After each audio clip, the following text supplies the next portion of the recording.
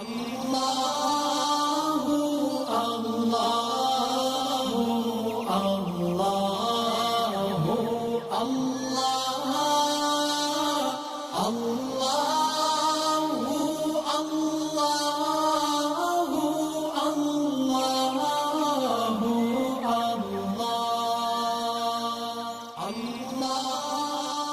بالله من الشيطان الرجيم.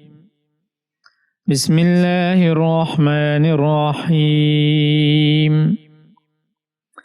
والمطلقات يتربصن بأنفسهن ثلاثة قروء ولا يحل لهن أن يكتمن ما خلق الله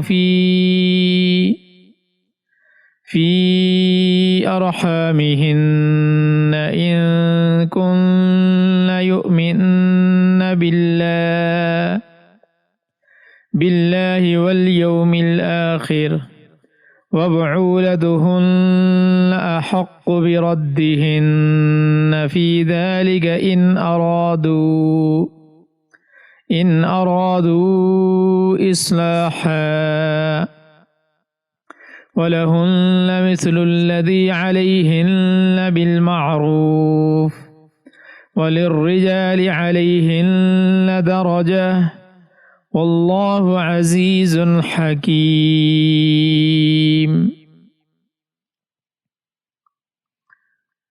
اور جن عورتوں کو طلاق دے دی گئی ہے وہ 3 مرتبہ حیض آنے تک اپنے آپ کو انتظار میں رکھیں، اور اگر وہ اللہ پر اور آخرت کے دن پر ایمان رکھتی ہوں تو ان کے لیے حلال نہیں ہے کہ اللہ نے ان کے رحم میں جو کچھ حمل یا حیض پیدا کیا ہے اسے چھپائیں، اور اس مدت میں اگر ان کے شوہر حالات بہتر بنانا چاہیں تو ان کو حق ہے کہ وہ ان عورتوں کو اپنی زوجیت میں واپس لے لیں، اور ان عورتوں کو معروف طریقے کے مطابق ویسے ہی حقوق حاصل ہیں جیسے مردوں کو ان پر حاصل ہیں، ہاں مردوں کو ان پر ایک درجہ فوقیت ہے، اور اللہ غالب اور حکمت والا ہے۔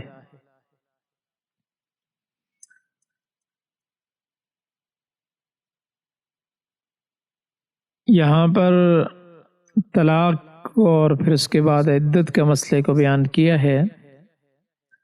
نکاح اور طلاق کے مسائل اللہ تبارک و تعالی نے قرآن پاک کی مختلف صورتوں میں بیان فرمائے ہیں، خصوصاً سورہ احزاب میں، سورہ طلاق میں، اور اسی طرح یہ سورہ بقرہ میں یہ مسائل آئے ہیں۔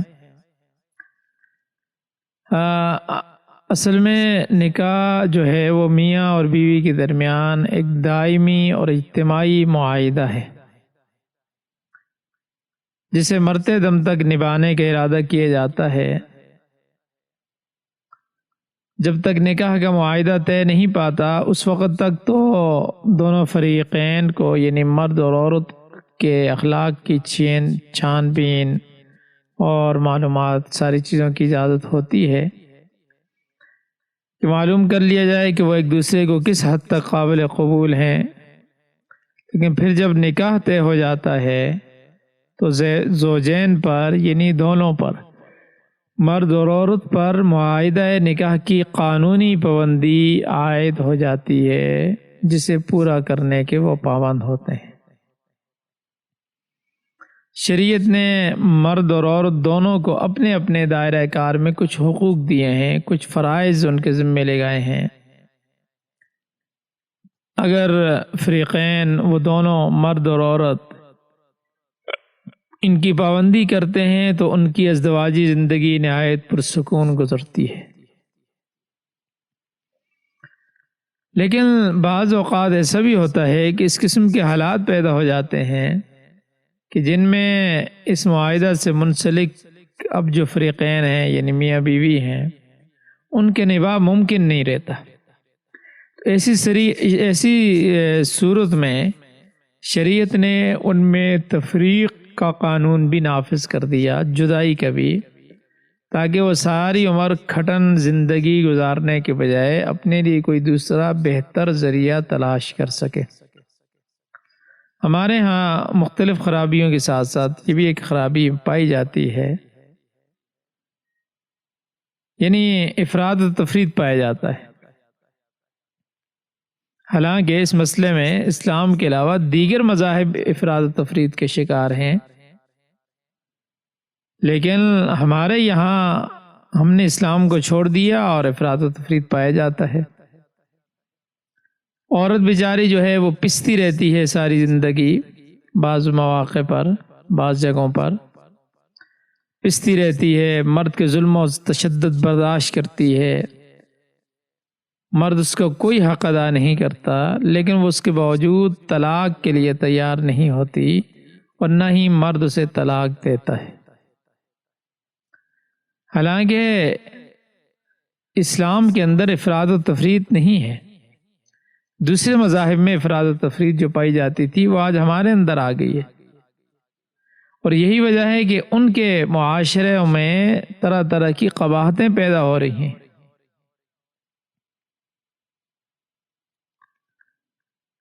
مثلا دیکھیں بائبل میں جو عیسائیوں کے مذہب ہے اس میں یہ بات لکھی ہوئی ہے کہ اگر خاوند اپنی بیوی پر کسی وجہ سے ناراض ہو جائے تو فوراً طلاق نامہ عورت کے ہاتھ میں دے کر گھر سے نکال دے۔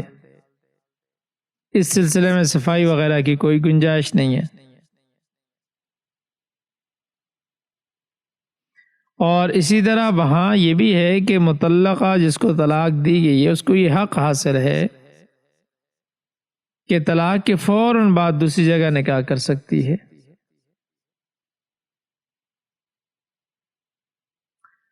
اور کچھ مذاہب ایسے ہیں کہ ان میں طلاق کا تصور ہی نہیں ہے۔ جب ایک دفعہ نکاح ہو گیا تو ساری عمر کے لیے میاں بیوی ایک دوسرے کے پابند ہو گئے، اب ان کو موت ہی علادہ کر سکتی ہے۔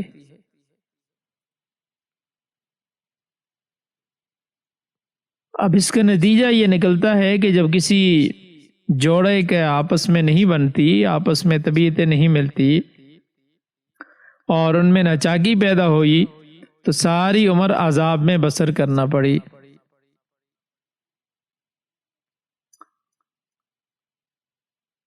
تو یہ جو افراد و تفرید تھا یہ آج ہمارے اندر پایا جاتا ہے۔ بعض مرد جو ہے بات بات پر طلاق دے دیتے ہیں، اور بعض جو ہے وہ ساری زندگی مار گٹائی، ظلم و تشدد سب کچھ ہوتا ہے، لیکن نہ عورت طلاق کے لیے تیار ہوتی ہے نہ مرد اسے طلاق دیتا ہے۔ اسی طرح ہندو مت میں بھی طلاق کا کوئی تصور نہیں ہے، مرتے دم تک میاں بیوی میں علادگی نہیں ہو سکتی۔ اس طرح رومی اور یونانیوں میں بھی طلاق نامی کوئی چیز نہیں پائی جاتی تھی، جس کی وجہ سے ان کی مذاہب میں معاشرتی برائیاں جنم لیتی رہی ہیں۔ اب اسلام نے افراد و تفرید سے ہٹ کر اعتدال کا راستہ اختیار کیا۔ نبی کریم صلی اللہ علیہ وسلم نے فرمایا نکاح اس لیے نہیں کیا جاتا کہ زوجین میں تفریق ڈال دی جائے، اس لیے اس معاہدے کو نبھانے کی کوشش کرنی چاہیے۔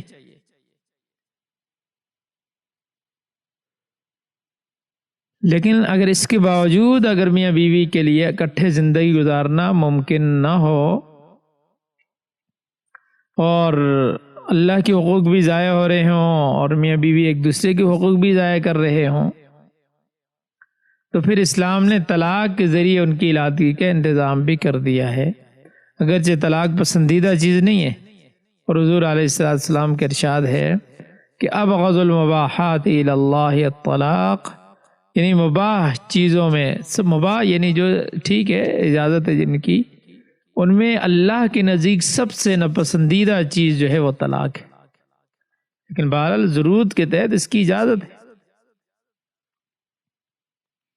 اور طلاق کی صورت میں اسلام نے ایک اور ضروری قانون عدت کا دیا ہے جو دوسرے مذاہب میں نہیں ہے۔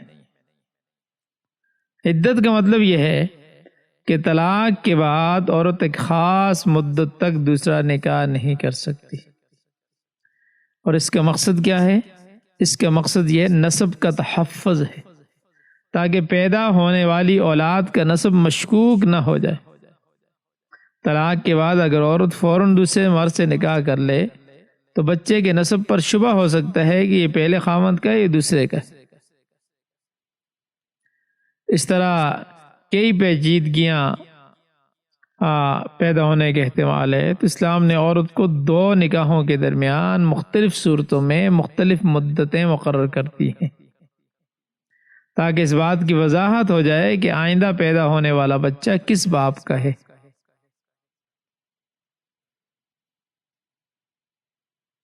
اور اس کی ایک وجہ یہ بھی لکھی ہے کہ پہلے نکاح کے احترام کا تقاضا بھی ہے کہ دوسرے نکاح سے پہلے کچھ وقفہ ہونا چاہیے۔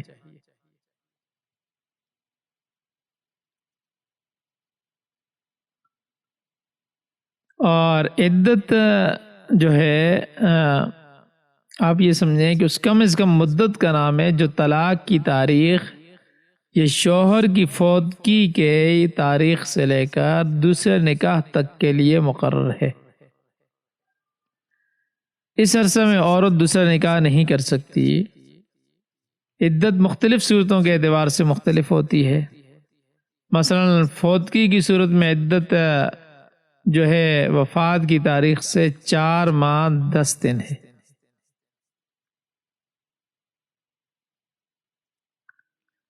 اور اگر عورت حاملہ ہو، اس کے پیٹ میں بچہ ہو، تو پھر اس صورت میں اس کی عدت وضع حمل ہے۔ جس دن بچہ جنے گی اس کے بعد نکاح کر سکتی ہے، اس دن اس کی عدت ختم ہوگی۔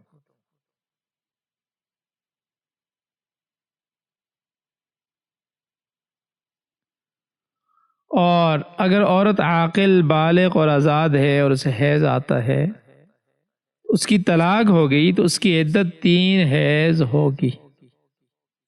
اب یہ 3 حیض چاہے 2 ماہ میں آ جائیں یا 4 ماہ میں آ جائیں، اسے بہرحال 3 حیض تک انتظار کرنا ہوگا۔ عام طور پر حیض جو ہے وہ ہر مہینے میں 1 دفعہ آتا ہے، اس لیے ایسی عورت کی حیض کم و بیش 3 ماہ میں پورے ہو جاتے ہیں، جس کے بعد اسے دوسرے نکاح کی اجازت ہو جاتی ہے۔ تو بہرحال یہ مختصر خلاصہ جو میں نے ذکر کیا، تو فرمایا کہ والمطلقات یتربصن بانفسہن 3 قروء، مطلقہ عورتیں اپنے آپ کو 3 حیض تک انتظار میں رکھیں، 3 حیض تک انتظار میں رکھیں۔ یہ بات میں نے بتا دی ہے ابھی، یعنی 3 حیض جو ہے وہ عورت کا عدت ہے طلاق یافتہ کی۔ اور اللہ تعالیٰ نے اس معاملے میں عورتوں کو متنبہ فرمایا کہ وَلَا يَحِلُّ لَهُنَّ أَن يَكْتُمْنَ مَا خَلَقَ اللَّهُ فِي أَرْحَامِهِنَّ، کہ ان کے لیے یہ حلال نہیں ہے کہ وہ چھپائیں اس چیز کو جو اللہ نے ان کے رحموں میں پیدا کی ہے۔ مقصد یہ ہے کہ طلاق یا بیوہ عورت کے بیوگی کے وقت اگر عورت حمل سے ہے اسے وضع حمل تک انتظار کرنا چاہیے۔ محض دوسرے نکاح کے لیے حمل کو چھپانا یہ ہرگز جائز نہیں ہے، ایسا کرنے سے نسل میں شبہ پیدا ہوگا، نسل میں گڑبڑ ہوگی۔ فرمایا ایسا ہرگز نہ کریں۔ ان کن یؤمن باللہ والیوم الآخر، اگر وہ اللہ اور قیامت کے دن پر ایمان رکھتی ہیں تو انہیں حمل کو چھپانے کا ارتکاب نہیں کرنا چاہیے، بلکہ شریعت کے مطابق صاف صاف بتا دینا چاہیے اور پھر وہی طریقہ اختیار کرنا چاہیے جو جائز ہو۔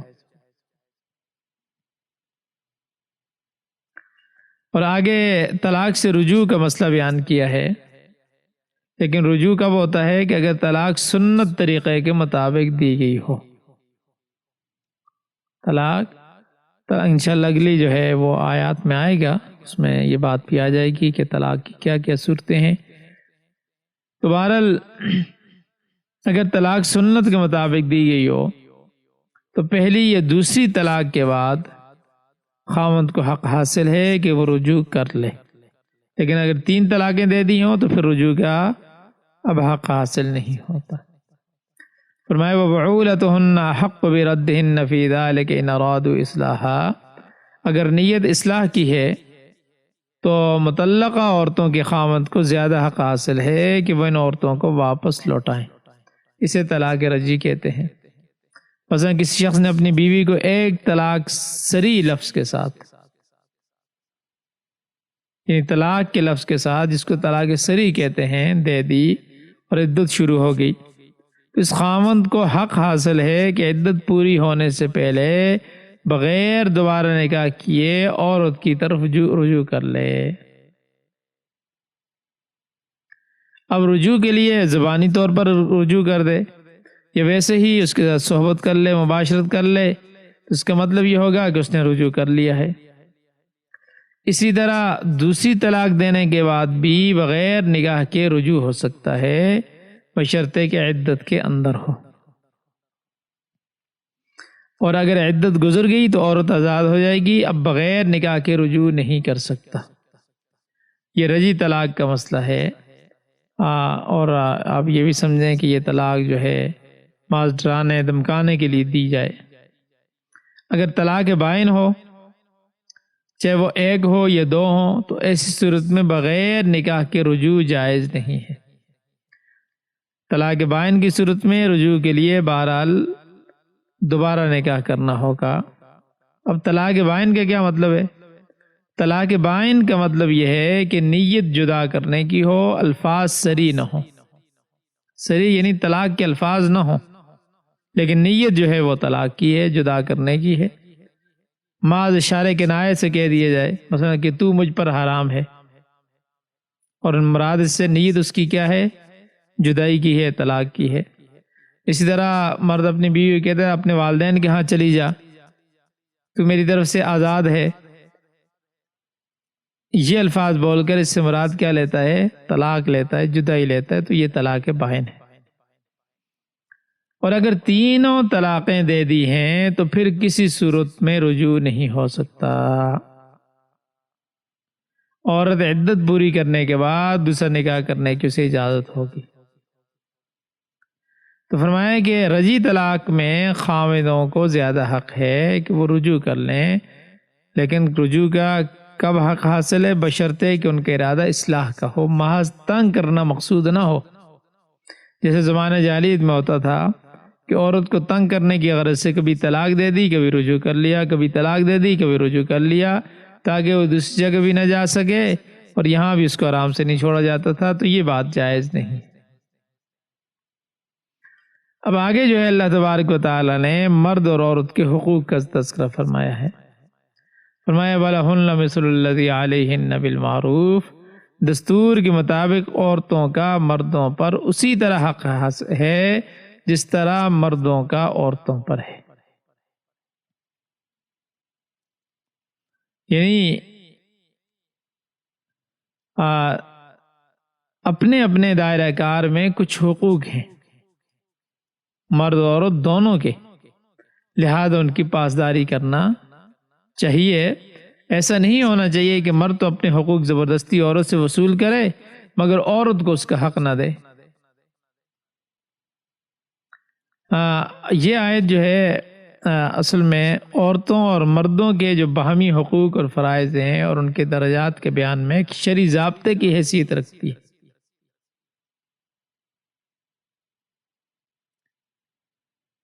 عورت کو اللہ تبارک و تعالی نے اور اسلام نے جو مقام عطا کیا ہے وہ اس سے پہلے مذاہب میں نہیں تھا۔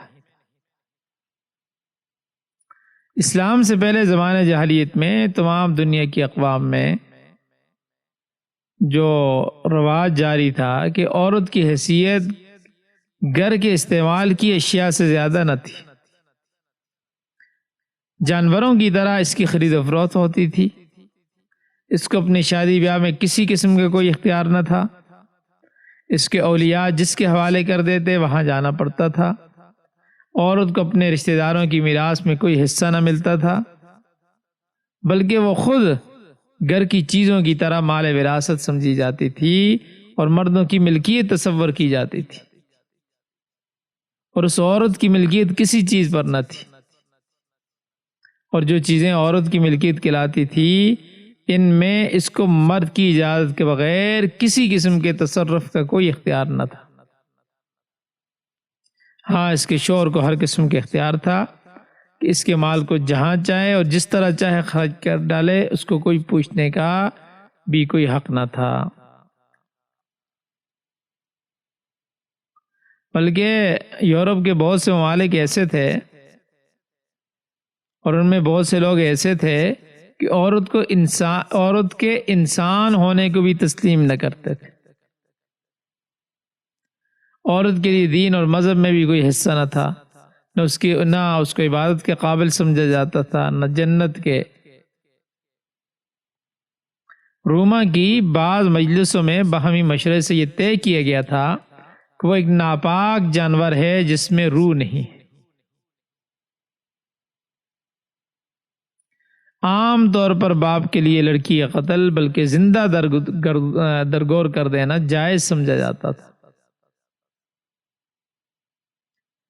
بہرحال یعنی پوری دنیا میں اور اس میں بسنے والے تمام اقوام و مذاہب نے عورتوں کے ساتھ یہ برتاؤ کیا ہوا تھا۔ لیکن قربان جائیے رحمت اللہ عالمین صلی اللہ علیہ وسلم اور آپ کے لائے ہوئے دین حق کے کہ جس نے دنیا کی آنکھیں کھولی، انسان کو انسان کی قدر کرنا سکھلایا، عدل و انصاف کا قانون جاری کیا، عورتوں کے حقوق مردوں پر ایسے ہی لازم کیے جیسے عورتوں پر مردوں کے حقوق ہیں، اس کو آزاد اور خود مختار بنایا، اپنی جان و مال کی ایسی ہی مالک قرار دی گئی جیسے مرد۔ کوئی شخص چاہے وہ باپ دادا ہی ہوں، بالغ عورت کو کسی شخص کے ساتھ نکاح پر مجبور نہیں کر سکتے، اور اگر اس کی اجازت کے بغیر اس کا نکاح کر دیا جائے تو وہ اس کی اجازت پر موقوف رہتا ہے، اگر نامنظور کر دے تو باطل ہو جاتا ہے۔ اس کے اموال میں کسی مرد کو بغیر اس کی رضا اور اجازت کے کسی قسم کے تصرف کا کوئی حق حاصل نہیں۔ شوہر کے مرنے یا طلاق دینے کے بعد وہ خود مختار ہے، کوئی اس پر جبر نہیں کر سکتا۔ اپنے رشتہ داروں کی میراث میں اس کو بھی ایسا ہی حصہ ملتا ہے جیسا لڑکوں کو۔ اس پر خرچ کرنے اور اس کے راضی رکھنے کو شریعت محمدیہ نے ایک عبادت قرار دیا۔ شوہر اس کے حقوق واجب ادا نہ کرے تو وہ اسلامی عدالت کے ذریعے اس کو ادائے حقوق پر ورنہ طلاق پر مجبور کر سکتی ہے۔ تو یہ سارے کے سارے حقوق جو دیے کہ اللہ تبارک و تعالی نے، دین محمدی نے، رسول اللہ صلی اللہ علیہ وسلم نے، اسلام نے عورت کو دی۔ لیکن آج ہماری عورتوں بھی اسلام کے جو دیے ہوئے حقوق ہیں ان کو بھول کر وہ حقوق نسواں کے نعرے کے پیچھے یورپ کے پیچھے چلتی ہیں۔ حالانکہ یورپ کی اپنی حالت وہ تھی جو میں نے مختصراً یہاں پر ذکر کی۔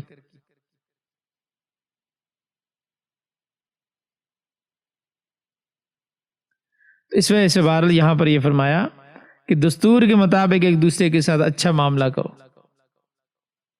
اور اللہ تعالیٰ کے ارشاد یہ ہے کہ اپنے اپنے دائرۂ عمل میں حقوق و فرائض کو بجا لاؤ، کسی دوسرے کے حق غصب نہ کرو۔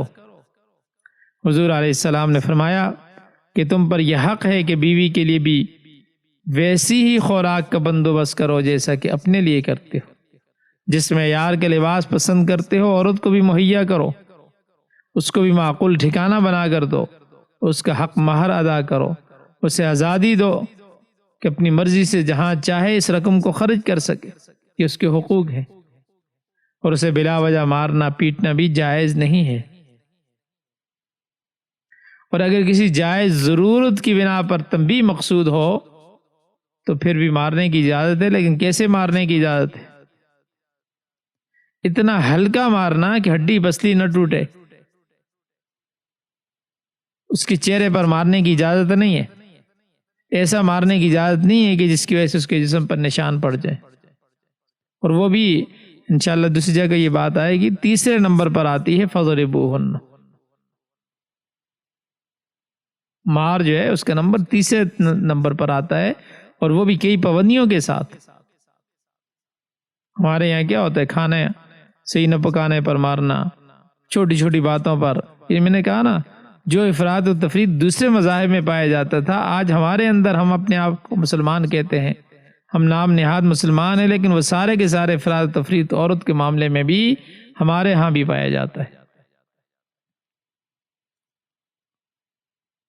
اور ناجائز مار پیٹ بالکل درست نہیں ہے، اور اس طرح اس سے قطع تعلق بھی نہیں کرنی چاہیے۔ اور اس طرح عورت پر بھی حق ہے کہ وہ خاوند کی مرضی کے بغیر گھر سے باہر نہ جائے، جائز کام کے لیے بھی اجازت لینی چاہیے۔ آگے انشاءاللہ سورہ نساء میں یہ ساری باتیں آئیں گی۔ تو بہرحال یعنی دونوں پر حقوق ہیں۔ عورت اگر آج کے دور میں بھی عورت اگر مرد کے سارے حقوق ادا کرے، مرد عورت کے حقوق ادا کریں، تو یہ سارے کے سارے ہمارے گھر جو ہے وہ جنت کا نمونہ پیش کرے، امن و سکون ہو، راحت ہو، سکون والی زندگی ہو، خوشی والی راحت والی زندگی ہو۔ لیکن آج کل ہر ایک آدمی یہ چاہتا ہے کہ میرے حقوق ادا کیے جائیں، وہ دوسروں کے حقوق ادا نہیں کرتا، جس کی وجہ سے مسائل پیدا ہوتے ہیں۔ اور پھر فرمایا آگے کہ ان حقوق کے باوجود وَلِلرِّجَالِ عَلَيْهِنَّ دَرَجَةٌ، مردوں کو عورتوں پر برتری حاصل ہے، ایک درجہ کی فضیلت حاصل ہے۔ اور اسی بات کو آگے سورہ نساء میں بھی ذکر کیا ہے کہ الرجال قوامون علی النساء، مرد عورتوں پر نگران ہیں یا ان کے محافظ ہیں، ان سے برتر ہیں۔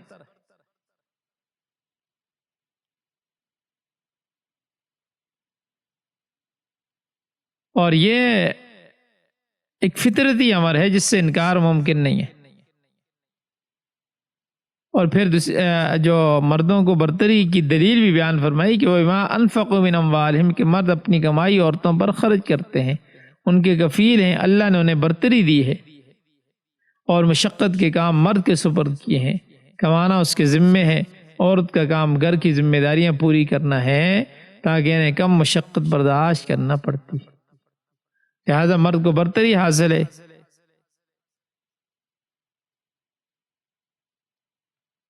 اور اب دیکھیں آج کے دور میں اگر یہ کہا جائے کہ آج تو عورت بھی کماتی ہے، آج تو عورت بھی کماتی ہے اور عورت بھی مرد کے ساتھ ہر معاملے میں برابر جا رہی ہے، تو تب بھی یہ بات ٹھیک نہیں ہے۔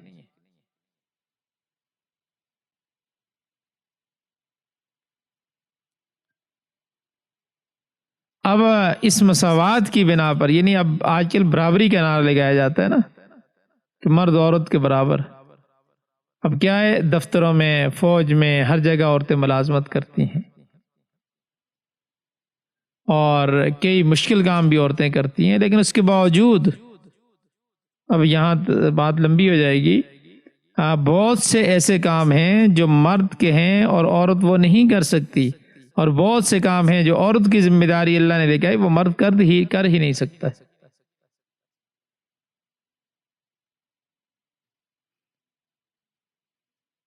تو بہرحال اللہ پاک نے مرد کو ایک درجہ کی فضیلت دی ہے، اور اس کی بہت سی وجوہات ہیں، اور انشاءاللہ اس کی تفصیل جو ہے وہ آگے آئے گی۔ سورہ نساء میں ساری چیز کی تفصیل وہاں پر اللہ نے ذکر کی ہے۔ واللہ عزیز الحکیم، اللہ تعالیٰ کمال قوت کا مالک اور حکیم ہے، اس کا ہر حکم حکمت پر مبنی ہے، لہذا اس کے حکام پر عمل درآمد کرنا چاہیے۔ جو اللہ نے بتا دیا وہی ٹھیک ہے، اسی پر عمل کرنے میں ہماری دنیا کی بھی بھلائی ہے اور ہماری آخرت کی بھی بھلائی ہے، ہمارا دنیا کا سکون ہے، ہمارا دنیا کا اطمینان ہے، ہمارا دنیا کی بھی راحت ہے اور آخرت کی پیسی میں ہے۔ ترجمہ دیکھ لیں، والمطلقات یتربصن بانفسہن ثلاثۃ قروء، اور طلاق یافتہ عورتیں انتظار کریں 3 حیض تک، ولا یحل لہن ان یکتمن ما خلق اللہ فی ارحامہن، اور ان کے لیے جائز نہیں کہ وہ چھپائیں جو اللہ نے ان کے رحموں میں پیدا کیا، ان کن یؤمن باللہ والیوم الآخر، اگر وہ اللہ پر اور یوم آخرت پر ایمان رکھتی ہیں، وبعولتہن احق بردہن فی ذلک ان ارادوا اصلاحا، اور ان کے خاوند ان کی واپسی کے زیادہ حقدار ہیں اس مدت میں اگر وہ بہتری حسن سلوک کرنا چاہیں۔ وَلَهُنَّ مِثْلُ الَّذِي عَلَيْهِنَّ بِالْمَعْرُوفِ، اور عورتوں کے لیے حق ہے جیسے عورتوں پر مردوں کا حق ہے، بالمعروف دستور کے مطابق، وَلِلرِّجَالِ عَلَيْهِنَّ دَرَجَةٌ، اور مردوں کا ان پر ایک درجہ برتری ہے، واللہ عزیز حکیم، اور اللہ غالب حکمت والا ہے۔ صدق اللہ العظیم۔